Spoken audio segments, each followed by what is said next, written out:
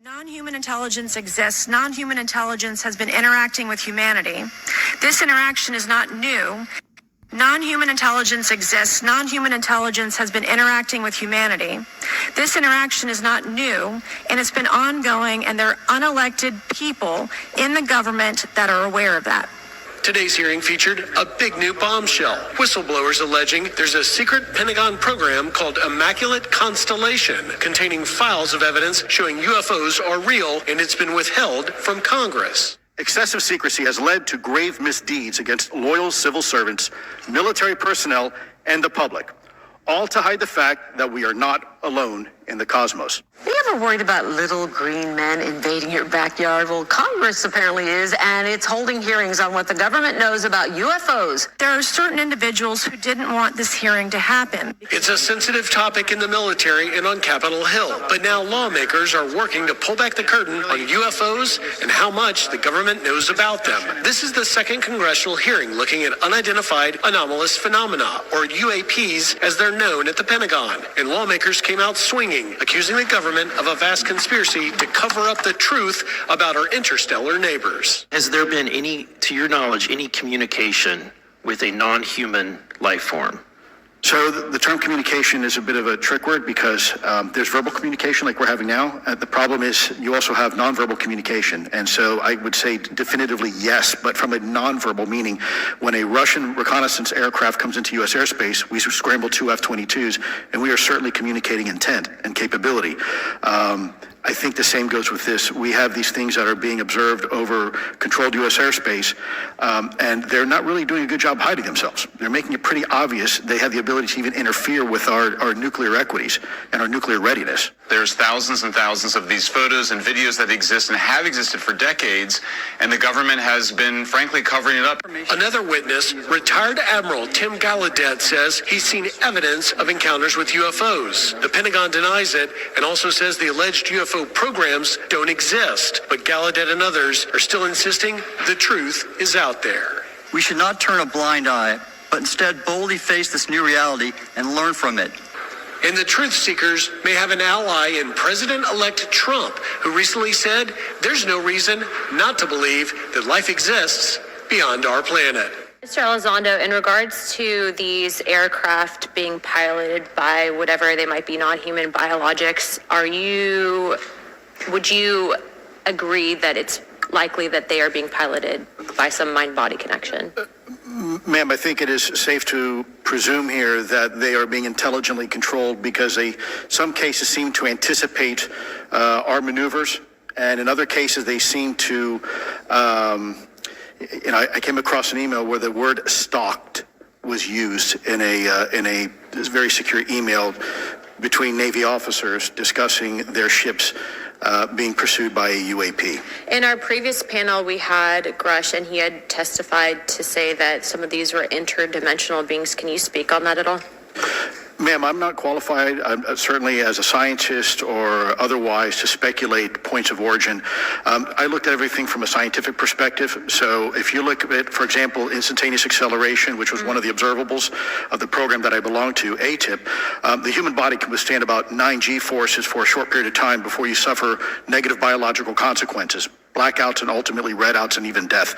Comparison, our best technology, the F-16, which is this older platform, but one of our most highly maneuverable aircraft, manned aircraft, made by General Dynamics, can perform about 17 or 18 G-forces before you start having structural failure, meaning that the airframe begins to disintegrate while you're flying. The vehicles we're talking about are performing in excess of 1,000, 2,000, 3,000 Gs. So would it be safe to infer that they're living craft? I'm not prepared at this point to state for the record is something alive or not, because even that definition is hard. There was a time in science we thought that life required oxygen, and we now know that's not true. There are anaerobic bacteria that thrive in oxygen environments that lack oxygen. And so also same with photosynthesis. When I was in college, I was told everything is derived from photosynthesis as a form of energy. In reality, that's not true. There are things that live off of chemosynthesis. So we're constantly having to reevaluate our understanding of what the definition of life is. We have a right to know what UAPs are, no matter what they are.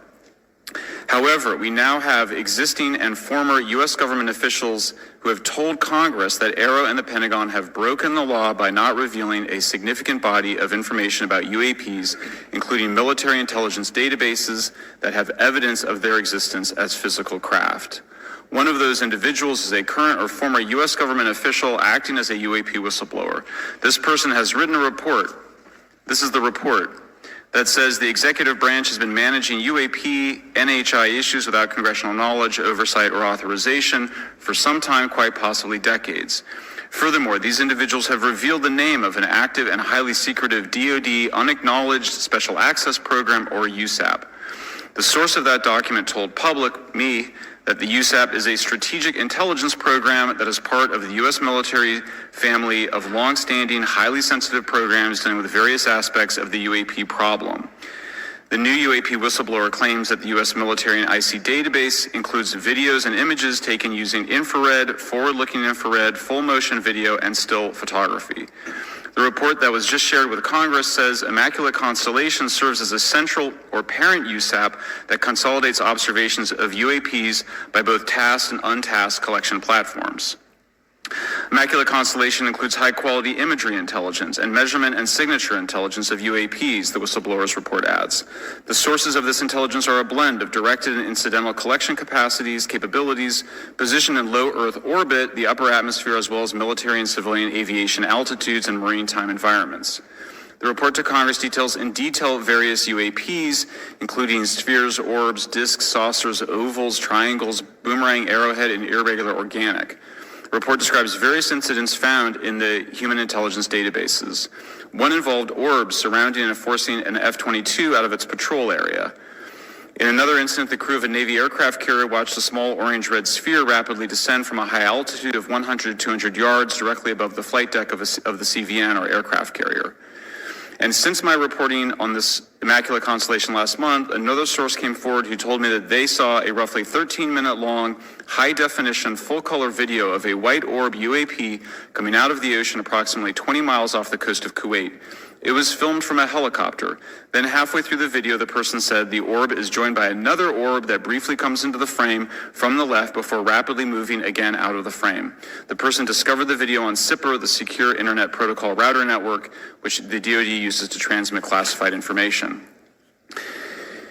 A leading UAP researcher who utilizes the Freedom of Information Act to find out what the government knows, John Greenwald, told me last year that the U.S. government had been increasingly denying his requests for UAP information. He has been doing FOIA requests for 27 years and has an archive of 3 million pages. The government has for decades denied any interest in UFOs, he told me, but the documents that he has assembled show that behind the scenes, it was a completely different story.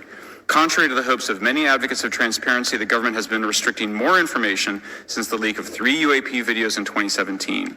The DoD organization AARO has been labeling many documents with a B7 exemption, which Greenwald says does not make any sense. Confirmation that UAPs are real came to me in January of 2015 when I was serving as the commander of the Navy Meteorology and Oceanography Command. At the time, my personnel were participating in a pre-deployment naval exercise off the U.S. East Coast. During this exercise, I received an email on Navy's secure network from the operations officer of U.S. Fleet Forces Command. The email was addressed to all the subordinate commanders, and the subject line read in all capital letters, "Urgent Safety of Flight Issue." The text of the email was brief but alarming, with words to the effect, "If any of you know what these are, tell me ASAP. We are having multiple near mid-air collisions, and if we do not resolve this soon, we are going to have to shut down the exercise." The very next day, that email disappeared from my account and those of the other recipients without explanation. Moreover, the commander of Fleet Forces Command and the operations officer never discussed the subject, even during weekly meetings specifically designed to address issues affecting exercises like the one in which the Theodore Roosevelt Strike Group was participating. This lack of follow-up was very concerning to me. As the Navy's chief meteorologist at the time, I was responsible for reducing safety of flight risks. Yet it appeared to me that no one at the flag officer level was addressing the safety risk posed by UAPs. Instead, pilots were left to mitigate these threats on their own without guidance or support. It is my honor and privilege to testify before you on the issue of unidentified anomalous phenomenon, formerly known as UFOs. On behalf of our brave men and women in uniform and across the intelligence community, as well as my fellow Americans who have awaited this day, thank you for your leadership on this important matter. Let me be clear. UAP are real. Advanced technologies not made by our government or any other government are monitoring sensitive military installations around the globe. Furthermore, the U.S. is in possession of UAP technologies, as are some of our adversaries. I believe we are in the midst of a multi-decade secretive arms race, one funded by misallocated taxpayer dollars and hidden from our elected representatives and oversight bodies. For many years, I was entrusted with protecting some of our nation's most sensitive programs. In my last position, I managed a special access program on behalf of the White House and the National Security Council. As such, I appreciate the need to protect certain sensitive intelligence and military information. I consider my oath to protect secrets as sacred, and I will always put the safety of the American people first. With that said, I also understand the consequences of excessive secrecy and stovepiping. Nowhere was this more apparent than in the aftermath of 9/11, which many of us remember all too well. I believe that America's greatness depends on three elements. A watchful Congress, B, a responsive executive branch, and C, an informed public. Over the last decade and a half, I learned that certain UAP programs were and are operating without any of these elements. Although much of my government work on the UAP subject still remains classified, excessive secrecy has led to grave misdeeds against loyal civil servants, military personnel, and the public, all to hide the fact that we are not alone in the cosmos. A small cadre within our own government involved in the UAP topic has created a culture of suppression and intimidation that I've personally been victim to, along with many of my former colleagues.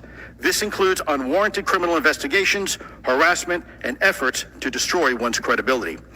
Most Americans would be shocked to learn that the Pentagon's very own Public Affairs Office openly employs a professional psychological operations officer as the singular point of contact for any UAP-related inquiries from citizens and the media.